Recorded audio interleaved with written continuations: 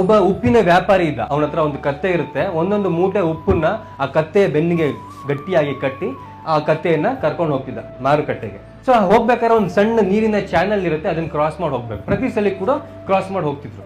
ಒಂದು ದಿವಸ ಆ ಕತ್ತೆ ಬೈ ಮಿಸ್ಟೇಕ್ ಆಗಿ ಆ ಚಾನಲ್ ಅಲ್ಲಿ ಬಿದ್ಬಿಡುತ್ತೆ ನೀರಲ್ಲಿ. ಸೊ ಅವಾಗ ಏನಾಗುತ್ತೆ, ಆ ಉಪ್ಪು ಒಂದಷ್ಟು ಕರಗುತ್ತೆ. ಆ ಕತ್ತೆಗೆ ಆ ತೂಕ ಕಡಿಮೆ ಆದಂತ ಫೀಲಿಂಗ್ ಅನ್ಸುತ್ತೆ. ಸೊ ಅವತ್ತಿನಿಂದ ಆ ಕತ್ತೆ ಏನ್ ಮಾಡುತ್ತೆ, ದಿನ ಹೋಗ್ಬೇಕಾದ್ರೂ ಕೂಡ ಬೇಕು ಅಂತ ಅದ್ರಲ್ಲಿ ಬೀಳಕ್ ಶುರು ಮಾಡುತ್ತೆ, ತೂಕ ಕಡಿಮೆ ಆಗುತ್ತಲ್ಲ ಅಂತ.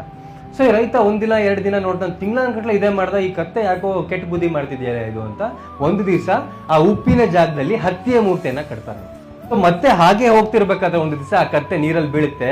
ಬಿದ್ದಾಗ ಏನಾಗುತ್ತೆ, ಅದರ ಭಾರ ಹೆಚ್ಚಾಗುತ್ತೆ. ಅಯ್ಯೋ, ಆ ಕತ್ತೆ ಬೆನ್ನು ಮೂಳೆ ಮುರಿದೋಗ್ಬಿಡ್ಬೇಕು, ಅಷ್ಟು ಭಾರ ಆಗುತ್ತೆ. ಅವತ್ತಿಂದ ಆ ಕತ್ತೆಗೆ ಬುದ್ಧಿ ಬರುತ್ತೆ, ಅಯ್ಯೋ ಕೆಟ್ಟ ಬುದ್ಧಿ ಮಾಡಬಾರ್ದು, ಇದಕ್ಕಿಂತ ಉಪ್ಪೇ ಪರವಾಗಿಲ್ಲ ಅಂತ ಹೇಳಿ ಅವತ್ತಿಂದ ನೆಟ್ಟಿಗೆ ಹೋಗುತ್ತಂತೆ. ಸೊ ಕೆಲಸ ಮಾಡುವಂತಹ ಒಂದು ಸ್ಥಳಗಳಲ್ಲಿ ಕೆಟ್ಟ ಬುದ್ಧಿ ಮಾಡಬಾರ್ದು, ಮೈಗಳತನ ಮಾಡಬಾರ್ದು ಯಾವತ್ತು. ಬಿಕಾಸ್ ಆ ಸಂಸ್ಥೆ ಅವನು ಏನೇ ಕಷ್ಟ ಕೊಡ್ತಿರ್ಬೋದು ಕತ್ತೆಗೆ, ದಿನ ಊಟ ಹಾಕ್ತಿದ್ದಾನ, ಘಾಸಿ ಮಾಡದೇ ಇರೋ ತರ ನೋಡ್ಕೋತಿದ್ದಾನ.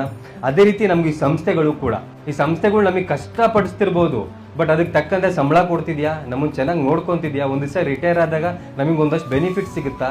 ಸುಮ್ಮನೆ ಅಂತೂ ಕೊಡೋದಿಲ್ಲ ಸರ್ಕಾರ ಇವನ್ನೆಲ್ಲ.